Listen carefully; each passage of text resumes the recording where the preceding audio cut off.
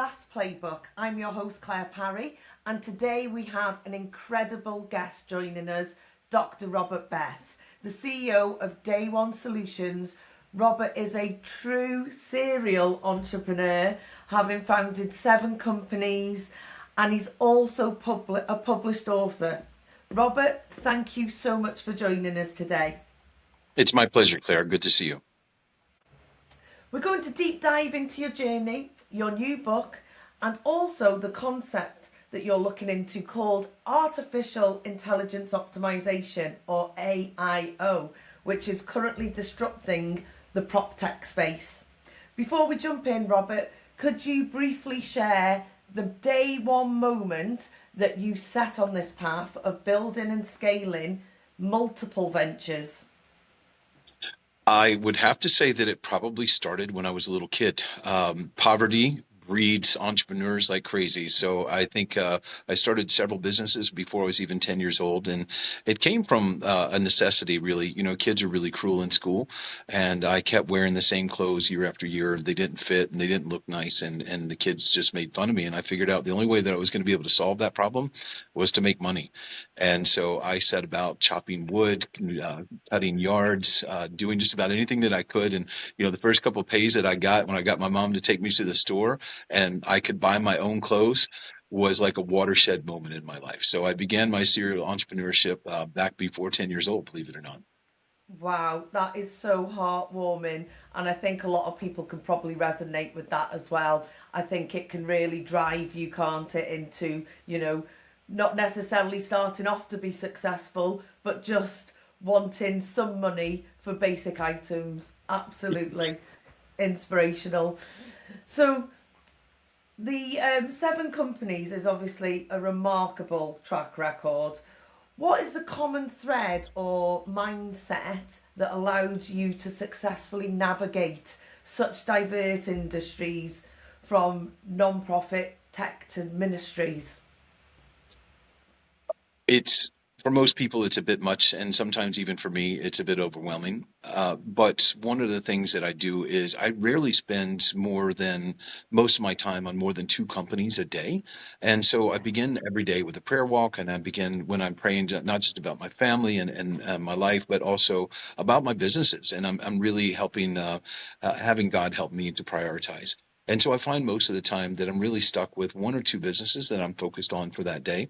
I have amazing team members. So a lot of the businesses, I won't say they're completely self-sufficient, but I can get by with just spending a little time every single day, just touching base with them, make sure everything's good. But the businesses that require me day in, day out, that's a little bit different. But, it all starts with me prioritizing my day and understanding what do I need to work on for that day. So and the 7 companies are just the active companies I have now. Since that little boy that I told you about, it's probably been close to 3 or 4 dozen companies since then, but 7 active companies currently. And I am a faith-based entrepreneur, so I kind of divide my time and my resources between faith-based initiatives or ministries and also SaaS, or computers and tech. And I'm in the prop tech and the construction tech space. And I can elaborate a little bit on that when you want me to. Yeah, no, absolutely. I think, prioritizing is key, and I've got no doubt that at times it's firefighting and, deciding which is the top priority. But obviously, careful planning, no doubt, and like you say, having a team as well that can help support when things get tough. Yes, for sure. It's interesting you say firefighting because my Fridays has been labeled fire drill Fridays for several years now, just because I know it's the busiest day of my week. I prepare for it. I know it's going to be that way. I usually keep my schedule clean because I've got my fire suit out and I'm putting out fires. No doubt. I think everybody's probably screaming something from you that they want closing off by the end of the week and go into their weekend, feeling all satisfied that the week's been closed off well. But Yes. yeah, no, I totally, can understand that from a project management perspective, which obviously is, as you know, is my background. But I guess the transition from operational excellence to thought leadership, especially with a new book, is absolutely fascinating, right? So, could you give our audience a quick insight into the core message of your book? how So it relates to today's tech landscape. you got it. So that's my new book is called Preserved, and there's a journal, a companion journal that goes along with it. And the subtitle is 13 times the enemy tried to kill me, and 13 times God said no. So I have 13 near-death experiences in my entire life. And it wasn't, one or two, and you think, just I got bad luck, right? But once I got to number 11, I started asking the why. Why am I still here? Why am I still alive? And it really helped to reveal the purpose in my life. I am a builder. I'm a builder of companies. I'm a builder of software. I'm a builder of community type things, and so the why behind it is everything that I'm working on now. And so in the construction tech and prop tech, that's just where my heart is. I Yeah. grew up around construction and building things, and just love that aspect of life, and especially being involved in some of the world's most amazing projects. I've been privy to, been on some of the most believable projects in the world, cities here in Las Vegas, and also over in Dubai and some other countries. Really huge, multi-billion dollar, massive projects, but just the pinnacle of construction and innovation. And so, where my heart is as a builder is in building softwares that can help those industries. Must be so satisfying seeing those projects, come to fruition at the end. Must be absolutely amazing to see It all is. of that happen. And especially in countries like Las Vegas and Dubai, you just think of these amazing buildings when you think of those cities. Yes, they make great stories for my kids. Yeah. And for the books, no doubt, I'm sure. Yes, yes. On top of everything else that I do, I'm also a single father of a 10-year-old and 11-year-old, Philip and Sophia. And a lot of Lovely. things that I do in my life are geared around them. And we were talking about time management earlier, but compartmentalization is a big aspect of that time management. It's because when it gets to 6 o'clock every day, I take off my business hat and I put it down and I put on my dad hat, and I don't pick my business hat back up again until sometimes maybe after they go into bed. But I make Yeah. sure that everything stays in its lane. When things start crossing lanes and mixing, it turns chaotic. So you really have to be focused on keeping those things in your lanes. Compartmentalization is something that took me about a decade to master, even if I have mastered it. But being able to keep things in their own box, in their own lane, is essential in doing this. Yeah, and I totally relate to that as well. Single parent myself. My son's slightly older. He's in university, 19. So I have more spare time on my hands, hence the podcast. So I think it teaches you how to juggle and how to make sure that you put things in their right places. You finish work, it's family time. When they go to bed, you might pick things back up again. I've definitely done that myself over the years. Yeah. And I think it instills into our children seeing how hard that we work. And boundaries, healthy boundaries. Yeah. Yes, yeah, 100%. A minute ago about parts of the book and how it related to like SaaS Yeah, and serial go entrepreneurship. on. I think from the big picture perspective, it's actually a trilogy. It's a memoir. The first one Yeah, is Preserved, because I was preserved through a lot of things that happened in my life. The second book, which I'm almost done with now, will come out on Easter. It's called Perseverance, and just learning how to live with some of those traumas and things that happened, and really developing who I was as a young man, as an entrepreneur, as a tech person, or a person that was in tech. And when I got into yeah. tech, it was just beginning. So I came out from the ground floor of technology. I'm going to date myself a little bit, but I came in at the very early stages of tech. So I've been around for a long time. And then Oh, the third book is purpose, and it's really figuring out what the purpose. So my tagline that I tell to a lot of people is, if you've ever had a near-death experience, if you've ever had traumas in your life that make you wonder why you're still here, it's because you have a yeah, purpose. God still has a purpose in your life. And that purpose may be business. It may be doing a podcast like this. It may be being able to share your story with other people and helping them, healing them, or helping their businesses grow. Any one of yeah. those, or all of the above. So I think that's the overarching goal behind all of them, is just helping people to realize that there's probably not a person out there that reads the book that can't relate to some of it, Yeah. and helping them to know that there's a purpose for you. And once you're done with the trilogy, do you think there will be further books that come along the way? Absolutely. I've been asked to write several other ones so far. I think the first one that'll come after this is my publisher and I wanted to do a kids version, actually two kids versions, a younger kids version and an older kids version.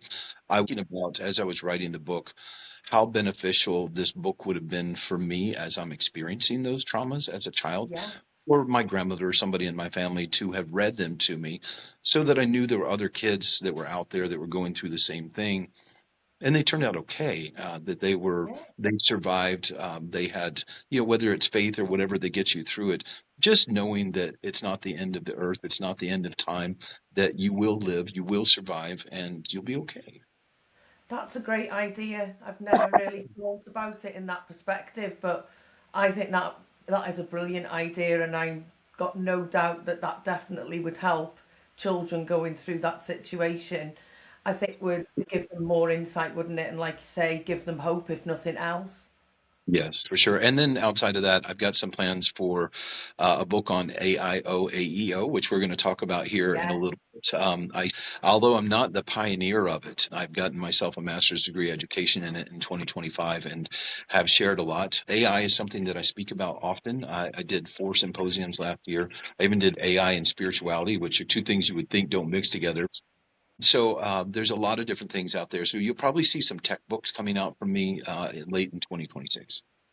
I would not be surprised if I did. I know when we spoke previously, we spoke quite a lot about AI, and I was fascinated by like a fountain of knowledge that you have with regards to that, which I guess flows nicely into us talking about AIO. Yes. I know you mentioned previously when we spoke about Google search traffic Yeah. falling, Yeah.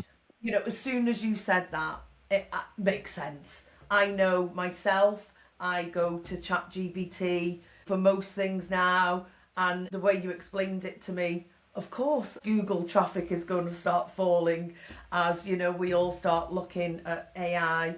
And I know that we need to obviously optimize content for AI search engines like large language models. But what exactly is intelligence optimization, That's a AIO? great question. So let me give a quick primer for everybody. As you know, Google searches are going down a little bit. I'm not quite sure what the percentage is. And even though I don't know if you noticed here recently, but the Google search actually comes back immediately with an AI response, which is a response to everybody moving off. And, when you're doing your chat GPT searches like you were just talking about, you probably ask more in-depth questions because I know you're getting more in-depth answers and you go back and forth, right? And Yeah, so that's the nature. You're getting a much deeper interaction on your search when you're using AI. And Google's already responded by giving you that AI search at the very top of your screen before you get the web pages and everything else. In my opinion, it may be too little, too late. I think yeah, everybody's done with the Goog for a while, and time to move on to everything else. So you've got the 5 major AI engines. And when you ask the AI engine something, the large language models, it goes out and it finds answers and it comes back. So what AIO and AEO, AI, so artificial intelligence optimization, just like search engine optimization, and then yeah, AEO, which is answer engine optimization. So AIO, AEO, we use those interchangeably, but they kind of focus on the same thing. But anyway, when you okay, ask that AI engine the question, it goes out and it finds the answers and it brings them back to you. So what AIO, AEO is all about is providing those answers for the AI engines off of your web pages so that it can go find it. And one of the cool things about the AI, it loves structured data. It loves the truth and it loves to be able to say, okay, I've used this in the past and it's been very successful in the answers that I've given back to people. I've gotten good interaction with it. So what it does is it kind of identifies you in the category that you're in. If it's good stuff, if it's good information, it categorizes you as a category leader. And then from there, it knows because it has a ranking like Google does, it knows it gives your site a ranking from an AEO, AIO perspective. And so it becomes really like a single source of the truth. And it's not just one engine, they all find out about it. And then they all can share that information back. So whether it's Bing or Perplexity or Grok or what have you, they all function in the same way. Now, I'll pause there for a little bit and get your interaction, sure. but there's 7 major components that go behind it, and I can talk a little bit about that. Yeah, it's super interesting. I think you could probably talk for hours. Obviously, these engines, they're just constantly learning, aren't they? And the more you feed it, the more it retains, the more it learns. So it's just because they give you the answer, and then you, as where with Google, you'd ask a question, it'd give you the answer, and you'd probably leave it there. As Yes, where I'm finding you go back and you keep questioning and you keep asking that's, for more that's right. details, So and it's categorizing that, cataloging that feedback that you're getting, and yeah, that helps it to build the ranking behind the structured data that it found when it was doing the search. that is so interesting. So we're probably already seeing that as a massive market shift. So Yes. how are you applying the AIO strategy right now to become a category owner in the prop tech market? And how is it disrupting the competitors? Great question, Claire. So I'm going to tip my hat out here to my competitors that are watching. I'm sorry, but I had to do it. So I just launched a brand new software platform, Community Engagement One Source. It runs high rise. It's single family, multifamily, but it runs high rise condos and also does warranties for single family and multifamily.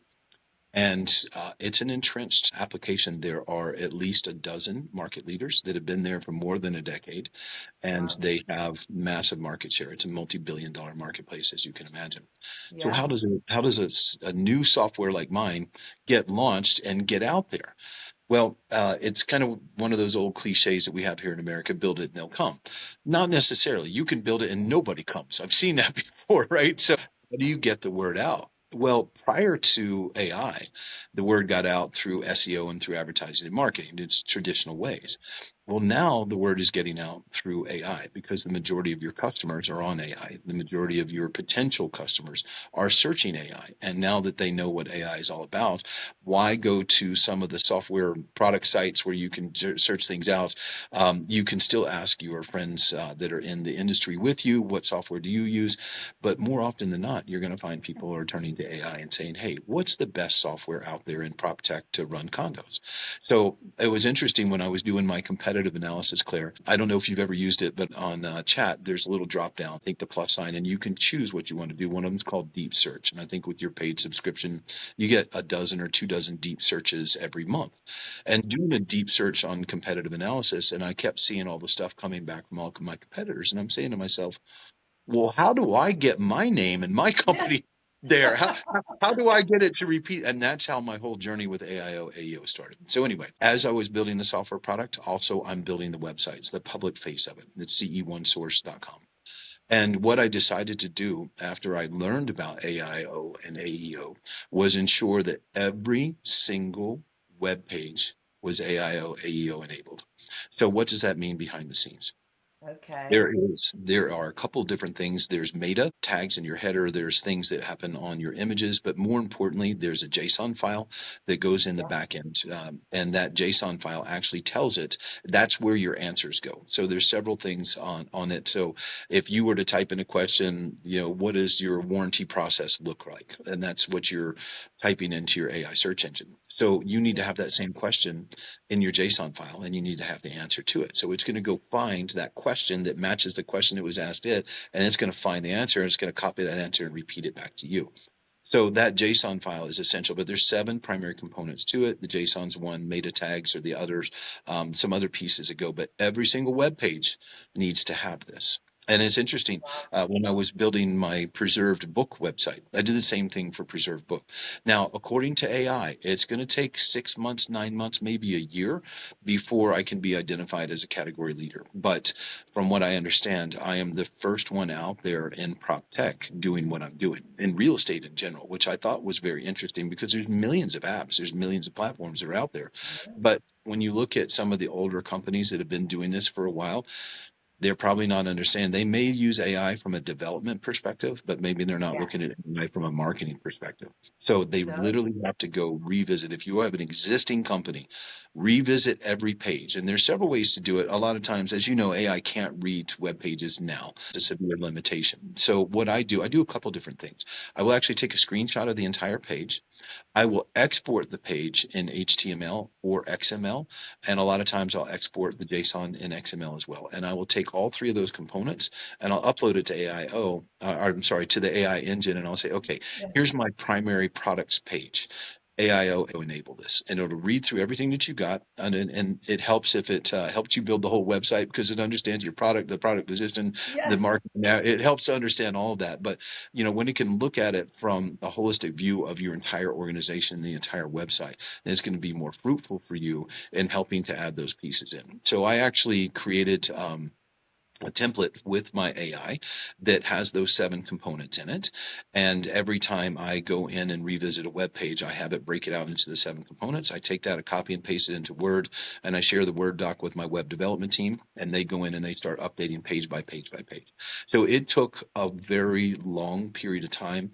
I think my current website's close to 100 pages, and I literally had to AIO, AEO enable every single page. Even on my book, it's about 40 pages, same exact thing. So it was an inordinate amount of time, and it will take your web development team if you're not the web developer yourself. If you are the web Yeah. developer yourself, especially if you're doing WordPress, which is very simple, there's a plugin called AIO, AEO, and you just get the plugin, add it in. It's free, and it helps you to categorize or sectionalize the data that you need to put in there. And it'll even rank. It'll tell you how you're doing with it. Wow.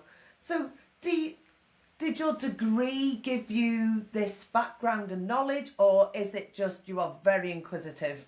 I'm sure it's probably a bit of both, but to find those pillars and to then apply it, test it, run it, and have Yeah. it be successful. I'm going to date myself again. When I got my degree in virtual reality, first graduating class in the country, we were on 33.6 dial-up modems. So Wow. that predates AI by a long, long time. Predates most platforms by a long time. So it was more when I was doing that deep search that I was telling you about, and all my competitors' information was coming back. And I'm like, okay, wait, how? That's the inquisitive part. How are they doing that? Yes. Where's AI getting this information from? I didn't understand at the time that that was just really reading 2-year-old web pages. If you know most of the AI engines that are out there, they have a 2-year-old version of the web, and they'll go Yeah. search that inside of their own internal database. It's not something live that they're going out to. But as they're getting more capable, they are allowed to go out to the web but search for AIO, AEO, but not read web pages, if that makes sense. So they can go Yeah. Yeah. find your AEO, your answers, but they won't go read your web page. I don't, but No, that's it what's does, happening behind the absolutely. scenes. It's almost like a database attached to your website that they're Yeah. reading. Yeah, that's so clever. And obviously, the results you're hinting at are incredible. And it sounds like formula for market dominance, if I'm I hope hearing so. right. If you get out there now, I mean, here's the key. And Claire, I'm Yes. glad you're launching this in 2026. Do it now. Yeah. Because from what I'm understanding, it may take my competitors a year, 6 months to a year or more for them to get to where I am. By that amount of time, I should already be the category leader. If I Yes. continue and I maintain what I'm doing in the AEO, AIO, and keep tweaking it every day, just like you would do with SEO, then I should be able to maintain that market dominance in that space. Yeah. So if you haven't done it yet, get on it as soon as you can before your competitors do. Otherwise, you're just going to be playing catch up the whole time. So this is a perfect New Year's resolution coming out. Here we are, what, January 7th, and launching out there. So everybody start thinking about it. And if you want to learn about it, the best way to learn about it, ask your AI. Say, hey, Yeah. this guy, this crazy guy on a podcast was talking about AIO, AEO. Can you tell me about it? And let it help you learn it. Yeah. Yeah. Because I must admit, I think even if the competitor's going to take 6 months, I'm no doubt that over those 6 months, there'll be other things that are going to now come up that you'll probably find out before them and have the head start. So then people are just on catch up constantly, aren't they? That's the thing. Yes. Once you get that market leader and ahead of the market trend, I think it's quite difficult, isn't it, for people I'm to I'm get predicting right. I'm predicting that a lot of the LLMs will start going the way of Google, Bing, and some other search engines to where they will start offering a paid search type capability like you have in SEO. So they're Yeah. probably going to market capitalize from a financial standpoint on how the search engines worked and just move that model into AIO, AEO. So we'll see that this year. We'll probably see it by mid-year this year, where the AI search engines are be like, we're now the definitive leader in search, and we're going to monetize that. Yeah, I know the first thing I'm going to do after this podcast is go to my AI and ask them about AIO. I've got no doubt at all. I have written it down in big writing. Yes. How many podcast websites have AIO SEO? Probably not many. No, but I will be looking into it now. What I must admit I've not heard of it before we'd spoken, and I'm quite mesmerized by it. Um, but honestly, this has been incredibly insightful. But before we wrap up, I want to bring something up that we discussed before the recording. So the Yeah. challenge of scaling a business, even with great marketing, often comes down to the operational structure and delivery, which is something obviously I specialise in. That's my background. We've covered the power of AIO, but if you were to identify one current bottleneck in day one solutions operational workflow, something that if solved would allow you to scale AIO even faster, what would that be? The biggest challenge that I face right now, to be honest with you, is Google AdWords. I do traditional marketing and advertising from a perspective. I don't even know if we can call it traditional anymore because the marketing space changes so rapidly. But every month I put together a monthly campaign. I've got typically 8 blogs, so I'm doing 2 a week. They go out, so the blogs are on the website. They're followed by a 30 to 45-second video, and they've got 8 social media posts on every single platform. It all ties everything together. It ticks all the algorithms and makes sure that generates traffic, but it usually doesn't generate sales. That's more of a perspective of just building and maintaining your brand. We also run Yeah. drip campaigns going out to our customer base, sometimes 30,000, sometimes 100,000, depending on what it is.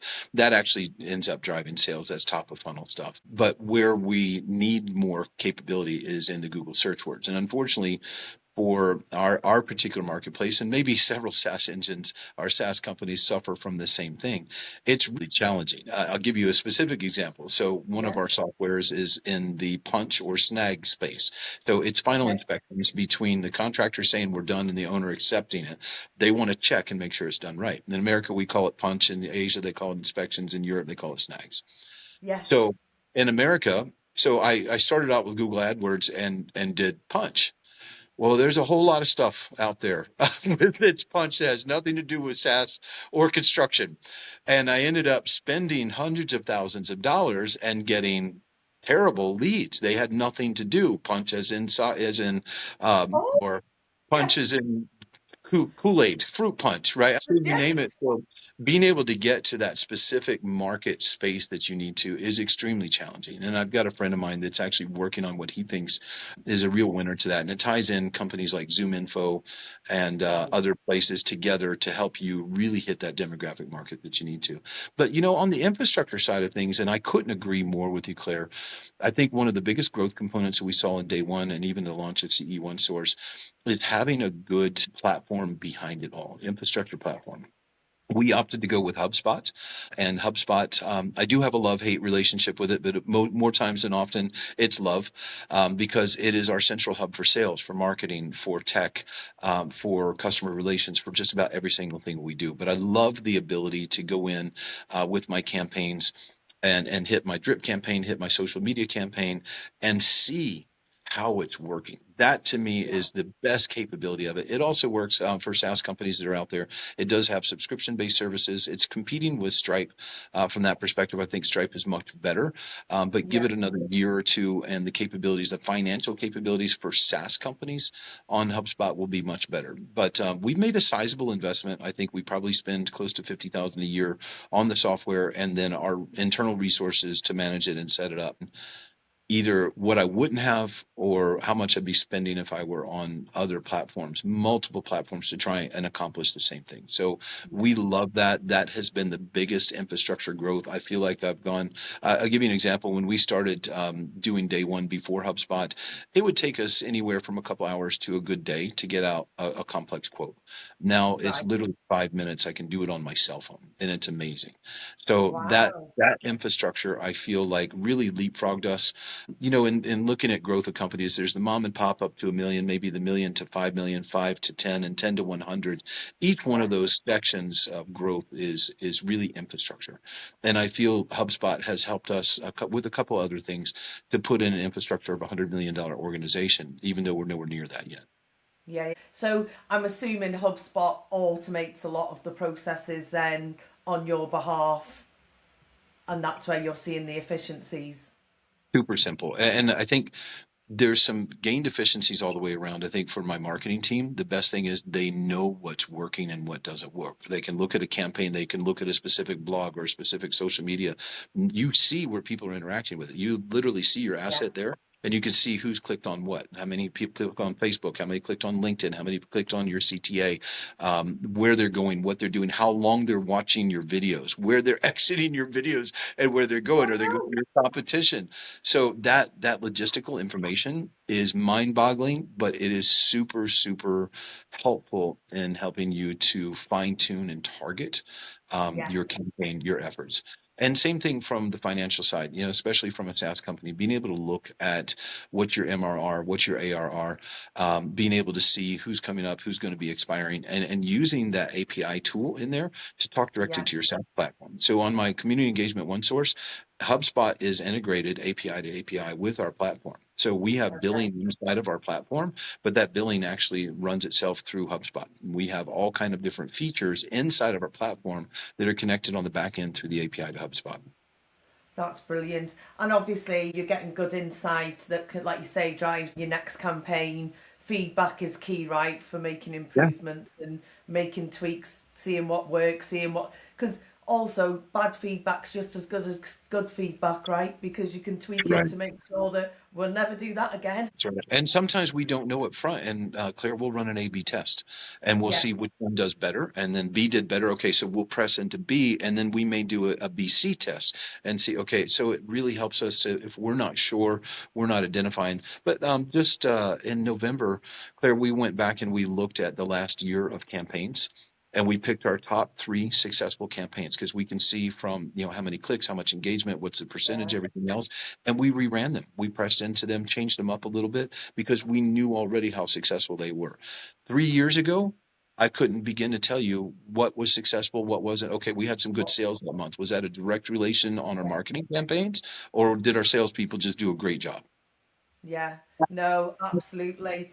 It sounds like it's come a long way, and obviously, if HubSpot is what's got you there, amazing. Yes. Thank you again for sharing your expertise. For our listeners who want to connect with you and learn more about Day One Solutions or your book, where they can purchase your book from, where they can find you, would you like to share those details with our listeners? Sure. Anything related to me as a person or my book is going to be drrobertbess.com, DRROBERTBESS.com. My company website, Day One, DAYONE Solutions.io. Also, community engagement one source, that's CEONESOURCE.com. But really, I'm on every social media platform as a person and as a business owner. So if you just search for Robert Bess or Dr. Robert Bess, you'll probably find me somewhere out there on the web. Feel free to reach out to me whenever, wherever. I have one of my ministries is helping entrepreneurs getting started, and whether they've been around for a long time and just asking some tech questions or want to know how to implement AI. So I'm an open book resource for those people out there that are getting started in business. That's where my heart's at, and to try and help out. Truly inspirational. It's been an absolute pleasure having you on the podcast today. And to our audience, thank you for tuning in to the SaaS Playbook. We'll see you next time. Thank you very much, everybody.